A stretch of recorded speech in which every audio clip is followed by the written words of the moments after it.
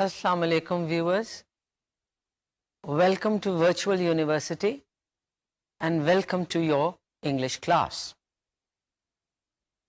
If you notice the title of today's lesson, it is Ways of Organizing Texts.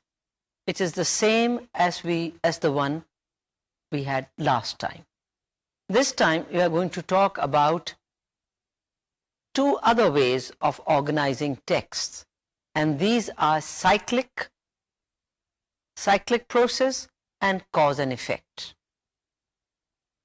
In the last lesson, you learned how to write a time-based or a chronological sequence and a linear process, a process that consists of a series of stages and which has a clear beginning and an end.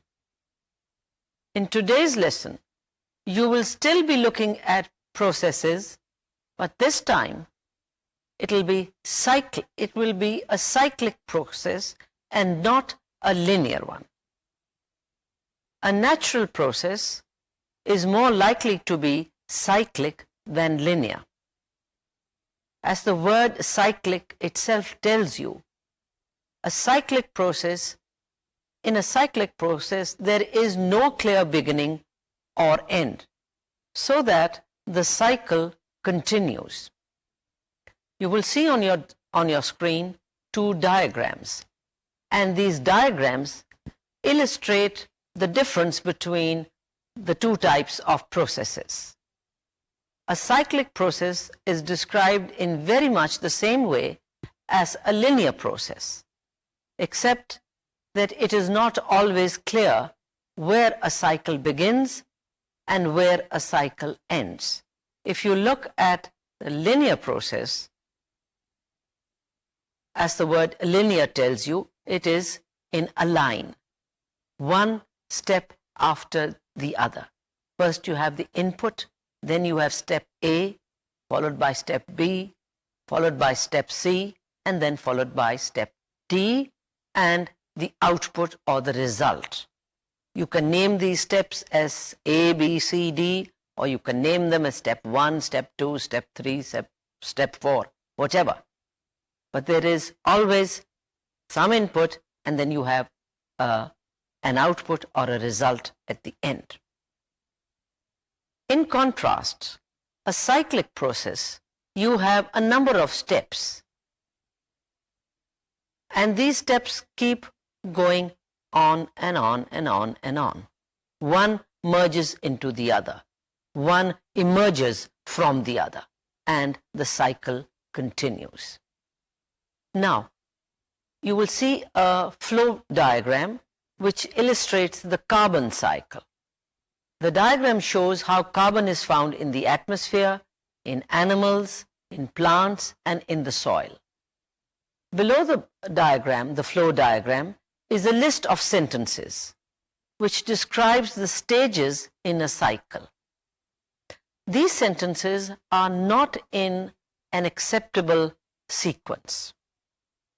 You use this flow diagram, you use it as a guide, and you match the sentences with the stages in the flow diagram to produce a text which is acceptable, which is in acceptable sequence. You look at the carbon cycle and you will notice that the process continues. There is carbon dioxide in the atmosphere, which is a result of the burning of coal, wood, oil, and then you have green plants which are eaten by animals, and these plants, carbon dioxide is to be found in the atmosphere because of the respiration of plants, and in the same way you have the respiration of animals, the animals who eat the green plants, and they respire, and their respiration, it all goes into the atmosphere. And then you've got plants and animals that are decayed by bacteria and fungi, Some people say fungi, some say fungi. Both are correct. So you have plants and vegetables that are decayed, and they also give out carbon dioxide in the atmosphere. Then you've got volcanoes. These volcanoes also give out carbon dioxide, and you find that this circle continues. And this diagram, the flow diagram, which is in a cycle form, it doesn't look very cyclical, I know, but it is describing a cycle. You will find sentences based on the information that is given in the diagram. These sentences are not in the correct order. Look at them and see if you can put them in an acceptable sequence. Number 1. Look at sentence number 1. Sometimes when plants and animals die and decay, bacteria act upon the decayed body and liberate carbon dioxide as one of the products. Now, your knowledge of sequencers can come into use over here. Similarly, plants respire at night and give out carbon dioxide to the atmosphere. Sentence number 3. But this never happens because when plants take in carbon dioxide during the daytime, animals give out carbon dioxide as a result of respiration. Sentence number 4. Carbon dioxide from the atmosphere is used by plants for photosynthesis. Sentence 5. Sometimes coal, wood, and oil are burnt, and this produces carbon dioxide gas which goes to the atmosphere. Sentence number 6. This is known as the carbon cycle in nature. Sentence number 7.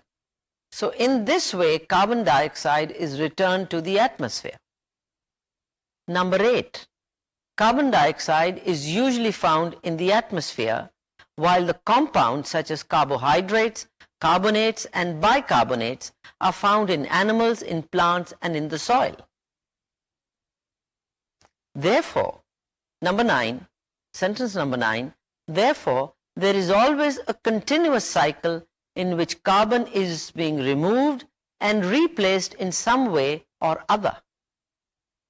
And the last sentence, number 10, if plants keep on removing carbon dioxide from the air, from the atmosphere, then very soon the atmosphere may be without any carbon dioxide.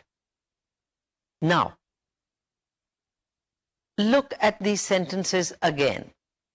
Which one would be number 1? The sentence marked number 8, carbon dioxide is usually found in the atmosphere. That is number 1. Sentence number 8, the Roman number 8, should be number 1. Sentence number 4 would be carbon dioxide from the atmosphere is used by plants for photosynthesis. That would be number 2. Right? Sentence number 4 would come second. And sentence number 10, if plants keep on removing carbon dioxide, that should be number 3 if you look at the screen again. Sentence number 2, Roman 2, similarly plants respire at night. That should be sentence number 5, to be followed by sentence number 1, sometimes when plants and animals die. That is number 6, right? And that sentence should be followed by, therefore, there is always a continuous cycle, which is number 9. And the last sentence should be sentence number 6, which is, this is known as the carbon cycle in nature. Now, that was one sample for you. Let us look at another sample of how cyclic writing takes place. On your screen, you will see the life cycle of the malaria parasite. Look at it carefully.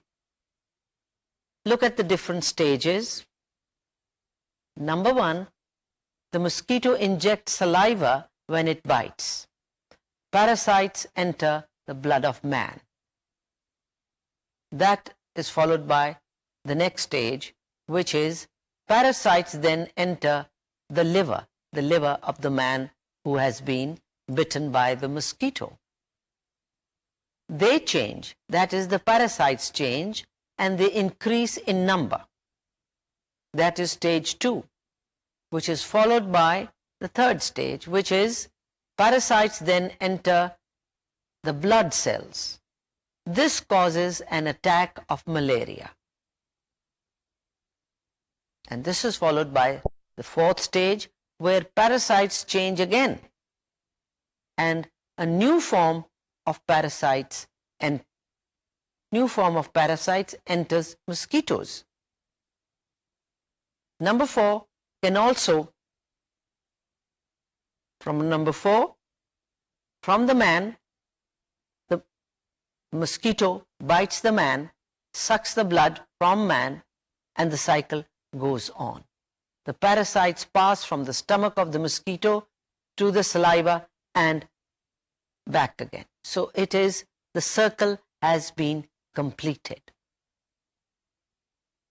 Now, I hope you looked at that diagram carefully, and look at the text now. This is the text that is written, that is based on that illustration, right? Now, some of the sentence over here should not be there. That is, there are a few sentences that are irrelevant. This text is based on the flow diagram on the life cycle of the malaria parasite. There are some sentences in this text.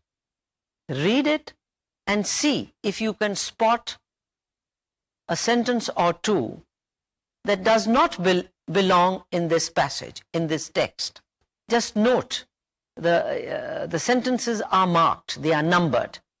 Note mentally which sentences do not belong in that passage, which ones are irrelevant. Sentence number 1.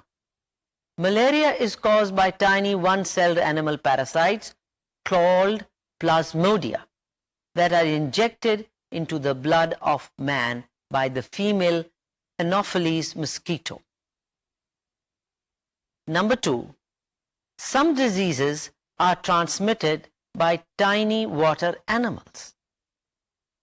Sentence number 3.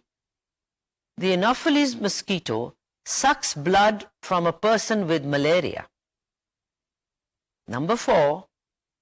Once in the stomach of the mosquito, these parasites undergo some development and end up in the mosquito's salivary glands. And the fifth sentence, houseflies transmit microbes on their feet. Number 6, if this mosquito now bites a healthy person, it introduces some parasites together with the saliva into the blood of the person. Sentence number 7, the malarial parasites then enter the person's liver, in which they change and multiply. Sentence number 8, from there they pass into the blood cells where they cause the malaria attack. And sentence number 9, the last sentence, the spread of insect-borne diseases can be controlled. Now, out of those 9 sentences, there were 2 sentences that were not related to the text or to the diagram. Which sentences were they? Go through it. 1, 2, the sentences are numbered for you. And I'm sure that makes it easy for you to spot them. Those are the sentences, the irrelevant sentences are: number 2, some diseases are transmitted by tiny water animals, and sentence number 5, houseflies transmit microbes on their feet. These two sentences are not part of the life cycle of the malaria parasite. Therefore, they do not form part of the text. Right? Now that was a short practice session for you to realize that when you are writing a cyclic process, you have to follow according to the illustration, the diagram. Here is another practice session. You have a diagram which shows you how water is treated and made clean for use. Write a description of this cycle. Right? This is part of your homework. You are going to follow the same pattern as you have seen and you will see in today's lesson. Write a description of this cycle. Quickly make a note of the cycle. You can see it on your screen. It is a cycle of how water is treated and made clean for use. But you have to keep a few things in mind, a few points in mind. Number 1, to explain the cycle, consider the best point to enter it. Where will you enter it? From where are you going to start? Number 2, you break down the cycle into stages. Consider the basis on which the stages might be defined. Use a thesis statement for the introductory paragraph. Number 3, use topic sentences for each paragraph within the text. And number 4, give a title to your writing. I have already mentioned to you what the diagram is about. If you look at that diagram, I know it's not exactly cyclic, but it is moving around in the form of a circle. It talks about domestic waste, water from the kitchen, water from washing, water from the bath, water from the WC, the water closet. Then you've got other domestic uses. How they are used, water is used in the house. Because in our part of the world, which is hot, we do a lot of washing. A lot of people wash the floors. Then you've got water in the water pipes. And all this water from the kitchen waste, from the house waste, it goes into the purification plant. And in the purification plant, they pump clean water. And in the purification plant, in that plant, some water is discharged into the sea or into the river, whichever is nearer. And then you've got a lot of water which is collected from sewage tanks, from sewage plants. And some of it is sent to factories, fertilizer factories and other factories where they are converted to fertilizers. And how water from sewers and from domestic waste, how it is cleaned and purified. Now you've seen the cycle and I have given you the hints. Write an essay, 1 paragraph, 2 paragraphs, 3 paragraphs. Well, it should be more than 1 paragraph. Write one of 3 to 4 paragraphs. And I hope you are now in a position not only to follow a text written with a cyclical structure, but also to write a description of a cycle. Now we shall move on to the third type of linear description, which is the cause-effect relationship. At the heart of all scientific disciplines is the attempt to analyze cause and effect. In our daily lives, we deal with causes and effects of things. What is the effect of something? What causes something? We look for causes of failure in our students. We try to discover the problems, the causes of children's erratic behavior. We look for political causes, or the political causes of the downfall of a certain government. We look for economic causes. We look for, and all the time you will notice that political statements, economic specialists, economists, they are theorizing, they are giving theories about the cause or causes of the collapse of economic systems, political systems, unemployment, etc., etc. So you notice that cause and effect is something that with which we deal in our daily lives. Now remember, cause and effect is also a linear process. It's a linear relationship, sorry, not process, a linear relationship.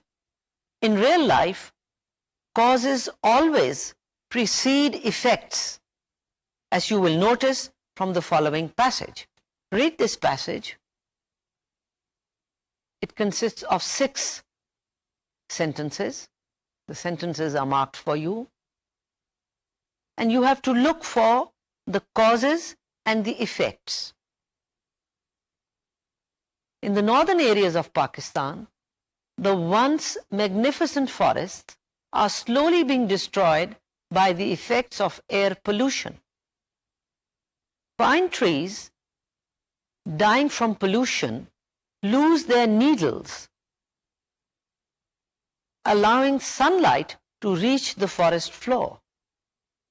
During this process, grass thrives in the increased sunlight and drives out the plants native to the soil, such as moss, which helps to hold rainwater. The soil thus loses its natural power to absorb water and in turn becomes hard, which causes rain and snow to slide over the ground instead of being slowly absorbed into it. This results in erosion of the soil.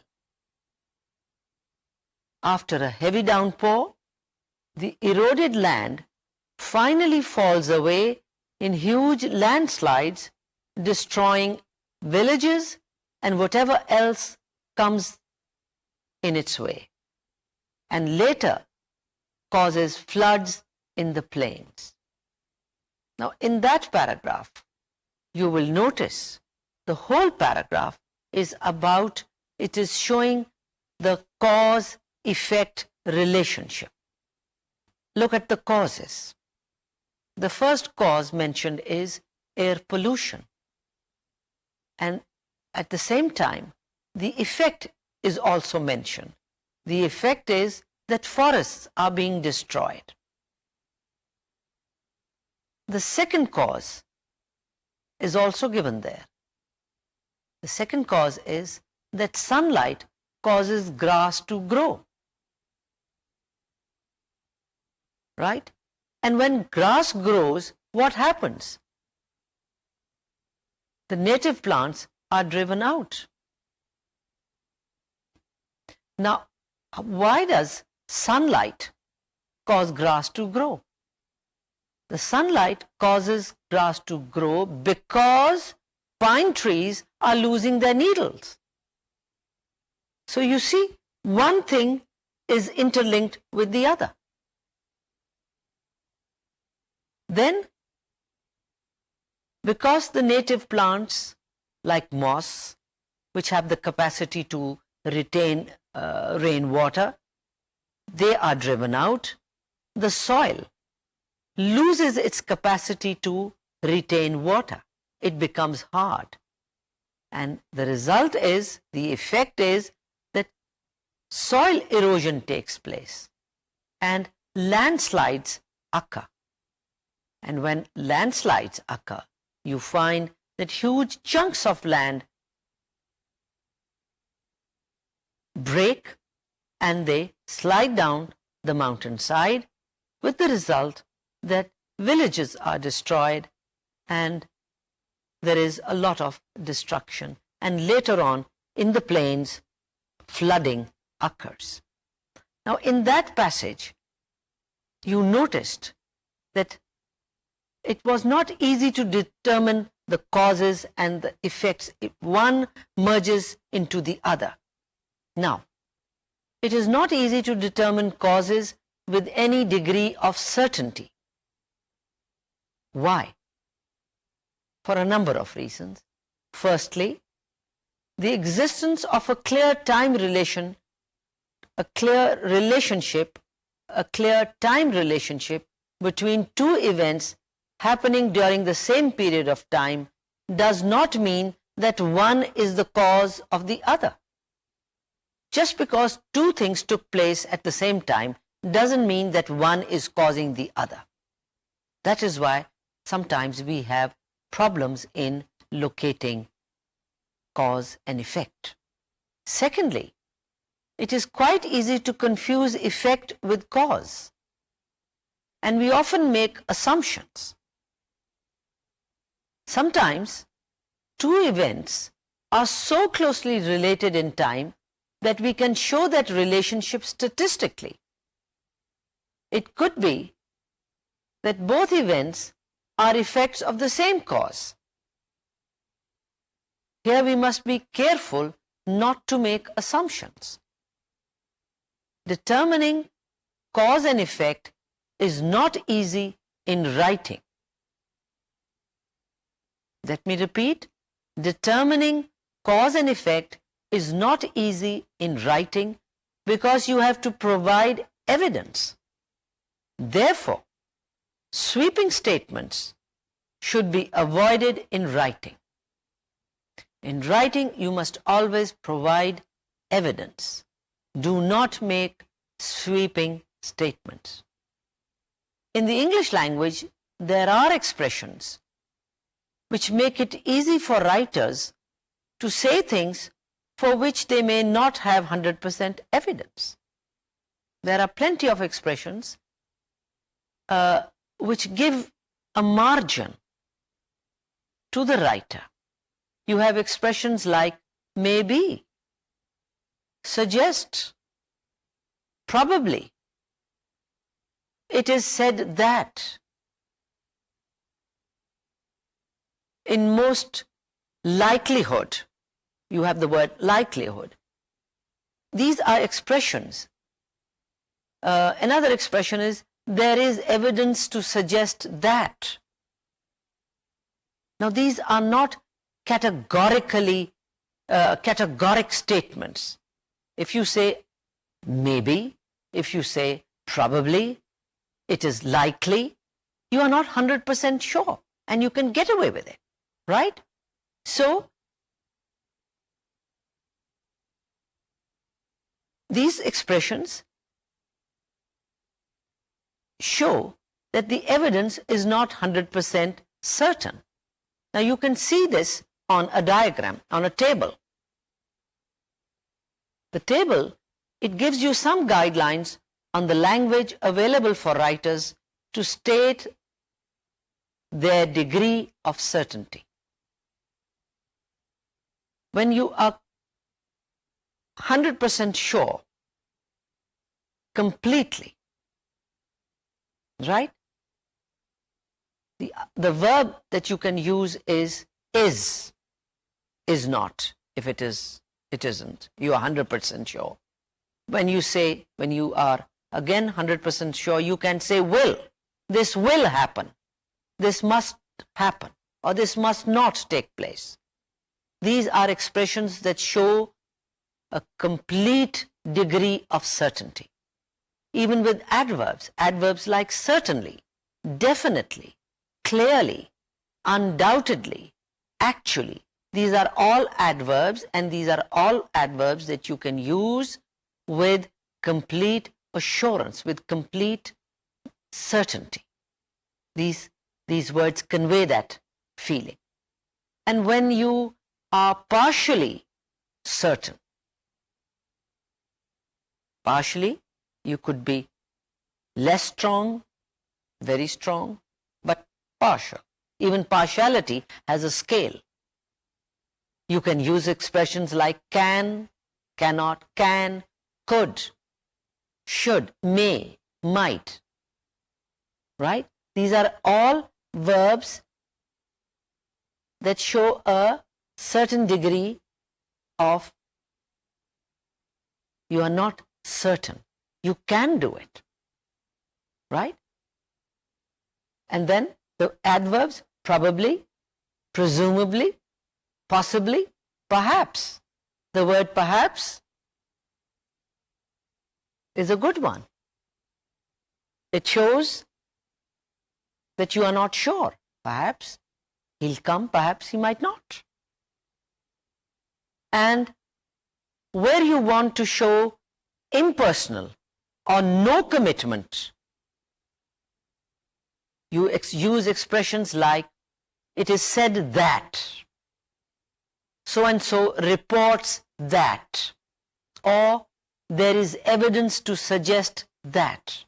Now these are certain grammatical terms that you must keep in mind.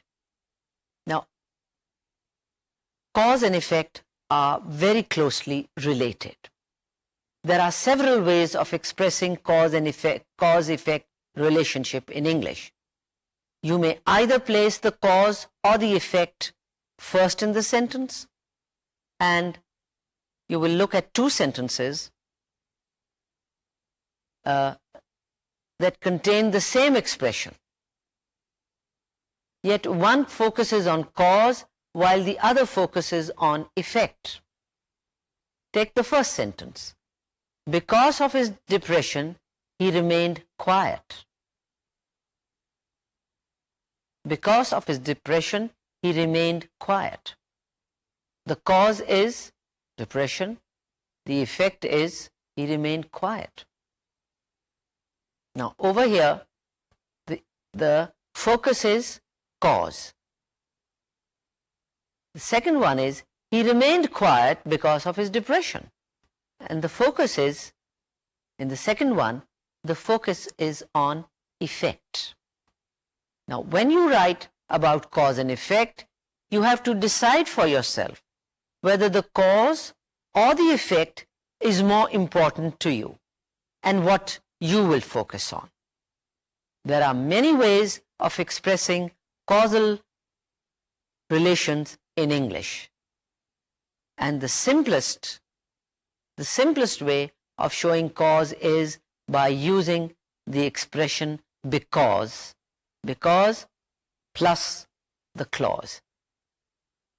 For example, take the sentence, the war started because the extremists had the upper hand in the government. Now, in that sentence, the word because tells you the cause. What is the cause? The cause is the extremists had the upper hand in the government. Let us have some more practice. Here is the passage, and you notice there are three expressions used by the writer to show causality. That is, cause. Use C for cause and E for effect. The text is tuberculosis of the lungs. Pulmonary tuberculosis is caused by infection of the lungs with the tubercle bacillus. Pulmonary damage is due almost entirely to the human form of the tubercle bacillus, as distinct from the type found in cattle, which is mainly responsible for glandular and bovine tuberculosis. The bacteria lodge in the lungs are set up a chronic inflammation of a specific type. They produce areas of infiltration which have a characteristic tubercle formation, hence the name for the organism. Right? This was a passage taken from a book called Study Writing. Right. Now, if you look at that passage, it is a difficult passage. It talks about pulmonary tuberculosis of the lungs. Now, you have to spot the places which show cause. Look at the first sentence. Pulmonary tuberculosis is caused by infection. Very simple. It's the phrase is caused by the infection of the lungs with the tubercle bacillus. Look at sentence number 2. Pulmonary damage is due almost entirely to the human form. Over there, the effect is pulmonary damage. The cause is due almost entirely. That expression shows the cause. And the effect is pulmonary damage. And the phrase, the type found in cattle, that is a cause. And the next one is mainly responsible. That is the effect. Look at number 3.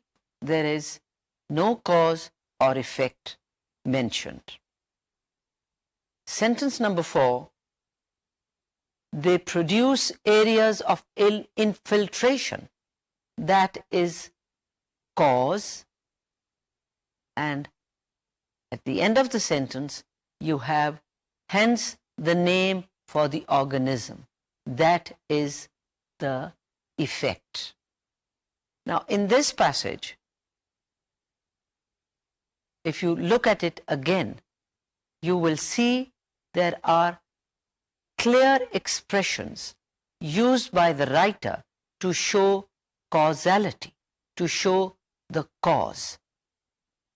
And effect, if you can spot the cause, you would have no problems in spotting the effect. Let's look at another text, and you notice which words in the text show cause and effect relationship. I'll read it out for you. When rain falls on mountains, it collects in depressions in the rocks. The extreme cold causes the ice to freeze and glaciers to form. The ice melts and freezes again due to changes in the temperature. Erosion of the rock of the mountain depression occurs as a result of the continual melting and refreezing, and is worsened by the action of wind moving the water. Eventually, the water wears away the rock to form a small stream which carries deposits of soil and rock which cause further erosion, gradually enlarging the stream. Now, this passage was from a geography textbook. Now, notice there are words over here in this passage which show cause and effect relationship. In the first sentence, when rain falls on mountains, it collects in depressions in the rocks. Is there any expression Are there any words that show cause and effect? None at all. Look at the next sentence, number 2. The extreme cold causes the ice to freeze and glaciers to form. Yes, very simple. You have the word cause, and that itself tells you the cause. It's the extreme cold that causes the ice to freeze. Sentence number 3. The ice melts and freezes again due to changes in temperature. Now, which expression is used over there? And it is the expression due to, which shows the effect. Number 4, erosion of the rock of the mountain depression occurs as a result of the continual melting and refreezing and is worsened by the action of wind moving the water. Over there, you have plenty of expressions. The first one is as a result, which is showing effect. And the next one is worsened by. That is also effect. And the third one is worsened by or increased by the action of wind moving in the water. You have 2 effects over there. And in the last sentence, eventually the water wears away the rock to form a small stream. And to form is effect. That is the effect. The effect of the water wearing away the rock. And further down it says it carries deposits of soil and rock which cause further erosion, gradually enlarging the stream. And you have the expression cause. Now when you write, you have to be very careful and use words that show a cause-effect relationship. Now, read the following text. You have another piece of a passage, a text, and see if you can spot cause and effect words in this passage. Watching television, watching violence on television is beneficial and helps decrease violent behavior because viewers get rid of some of their own aggressive impulses through viewing, and in this way reduce the chance that they will perform aggressive acts. I'm sure you've never heard such a view expressed before. But some people think that if you watch violence on TV, it sort of prevents you from doing that yourself. Now in that sentence, notice it is one single sentence.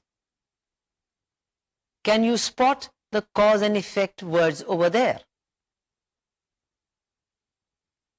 Yes, the word because is there, and I said because plus the whole clause, and over there the word because tells you that this is the cause. Viewers get rid of some of their own aggressive impulses. The cause is given you.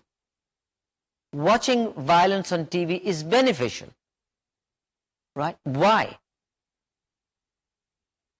Because viewers get rid of some of their own aggressive impulses. That is the cause plus the clause that goes with it. Through viewing, and in this way reduce the chance that they will perform aggressive acts. Now, In today's lesson, you became familiar with cause and effect structures in texts, and you became familiar with expressions of certainty and doubt. And before that, we looked at cyclic process. And you learned that when you write a cyclic description, you may begin anywhere in the process. Now, you should be able to identify and express cause and effect accurately and clearly using suitable expressions of certainty, and you should be able to write cause and effect relationships in a clear manner. I'm sure you realize that writing cause and effect is not easy, but we had practice in today's lesson, and you should be able to write cause and effect passages. Next time, we shall look at spatial relations, how in writing you write about places, their locations, and we will look at another way of organizing text, and that is classification. Again, these are ways that are used by people studying science, writing cyclic processes, writing processes that are linear, writing definitions, writing classifications. So in today's lesson, you became familiar with cause and effect structures in text, you became familiar with expressions of certainty and doubt, and you should be able to identify and express cause and effect accurately and clearly, and you should be able to use suitable expressions of certainty and of cause and effect. Allah Hafiz, see you next time. Khuda Hafiz.